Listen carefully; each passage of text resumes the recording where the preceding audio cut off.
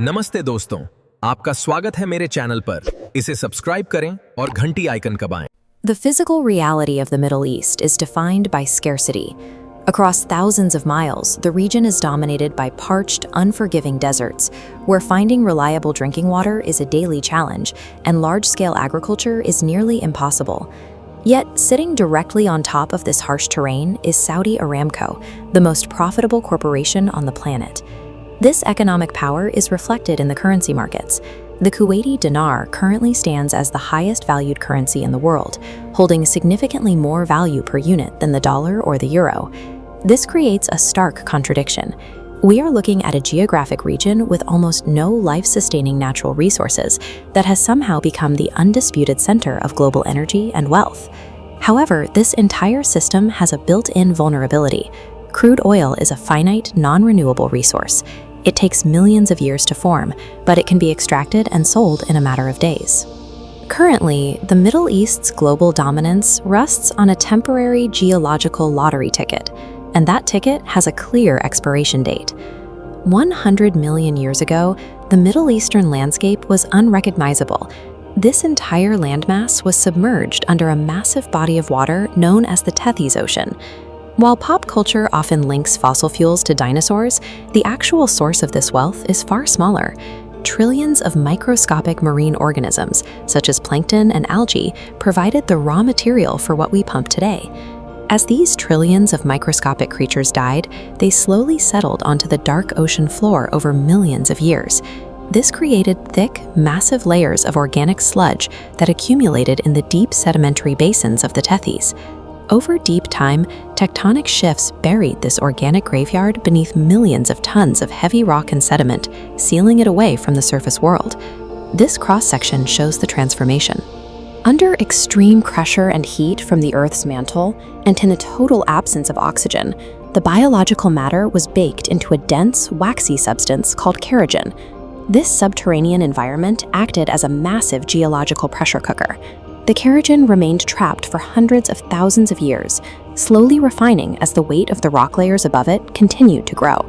The modern prosperity of Arab nations is essentially the harvested remains of this dead, ancient marine ecosystem. Eventually, the temperature and pressure reach a tipping point called catagenesis. At the molecular level, the complex structures of the kerogen finally fracture. They break down into simpler, flowing chains of hydrogen and carbon, the foundation of crude oil. Small variations in the surrounding heat and pressure dictated the final outcome, determining whether these molecules would become liquid crude oil or natural gas. While this chemical process finished deep underground, tectonic plate collisions forced the ancient seabed upward, eventually rising far above sea level. As the ocean waters vanished, the newly exposed land dried into the desert we see today.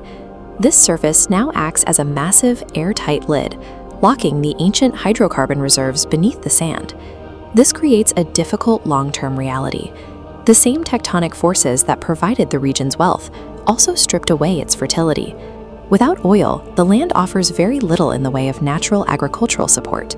Today, Middle Eastern leaders are preparing for a world after fossil fuels. They are acutely aware that the clock on their primary resource is running down.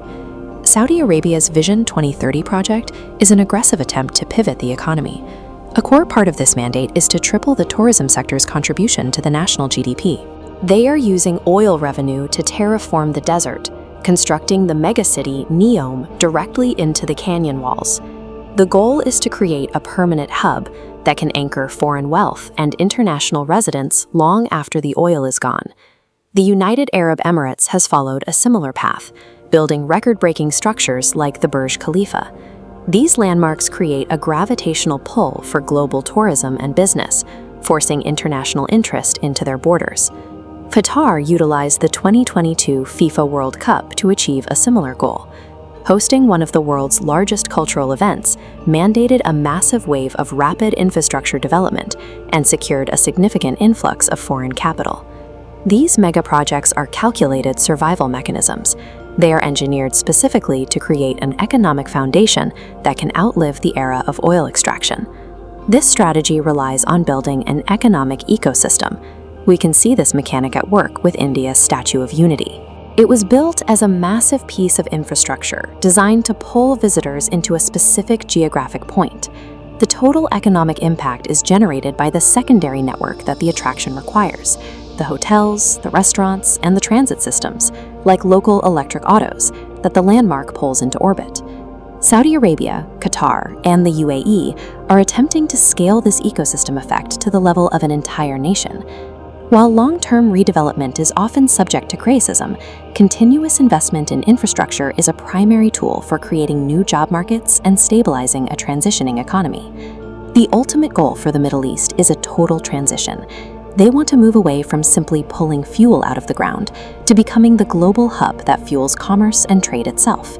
To avoid returning to the status of a barren wasteland, these nations cannot rely on the temporary luck of their geology.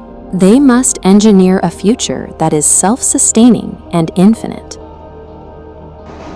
Like, comment and subscribe my channel.